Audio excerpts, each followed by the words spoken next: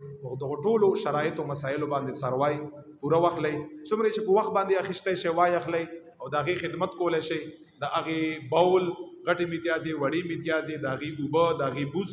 هر یو شی چې تاسو له ورکوئ، نبی علیه السلام فرمایي دا ټول به په ورځ د قیامت باندې انسان دپاره په نامه اعمال کې الله جل جلاله اچوي. دومره ثواب یې دی.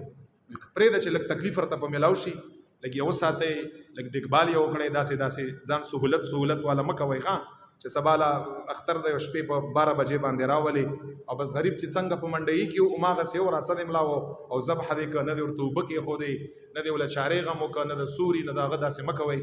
څومره پسې زیات ګرځېدی شي وګرځئ، په شوق باندې، په مینه باندې، په محبت باندې وکړئ، لوډ یې مه ګړئ. الله جل جلاله به دې زموږ او ستاسو له ډېر اجر به راکوي. ورځ د قیامت باندې به تاسو وګورئ د دې اظفار، نوکان، غوښې، پلې، وینې، پوستکي، چاره، اوبه، غټ واړه بول، هر څه به خدای پاک را جمع کا، په نام اعمال کې به دله تول کا او انشاءالله رب نم امید دی چې 900 چنده به زیاتوي او ما تعالی به انشاءالله تعالی الله جل جلاله ثواب راکوي. نو دا قرباني هغه کار په جذبه باندې وکړئ ښه، ډېر په محبت او په جذبه باندې، چېرته ورته تندی ګونجې نه کړئ، چېرته ورته تاوان ښکاره نه شي، نعوذ بالله. خدای دې ټولو مسلمانانو له توفیق ورکړه او څوک یې چې راولي رب دې هغوی نه قبوله کا.